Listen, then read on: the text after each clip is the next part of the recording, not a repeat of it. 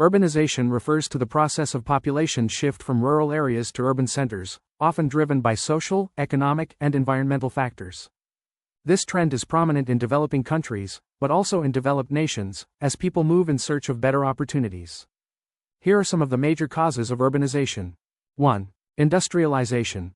The growth of industries in urban areas creates a large number of job opportunities.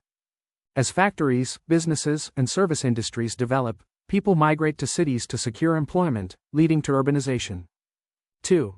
Better employment opportunities. Urban centers offer a diverse range of job options in sectors such as manufacturing, technology, finance, and services. The prospect of higher wages and better working conditions attracts rural inhabitants to urban areas. 3. Improved social services. Cities tend to provide better access to social amenities such as healthcare, education, and recreational facilities. The availability of better hospitals, schools, universities, and entertainment venues encourages people to move to cities. 4. Rural-urban migration.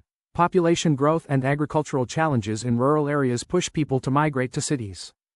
Rural areas often face limited economic opportunities, low agricultural productivity, and natural disasters, leading to a rural exodus towards cities.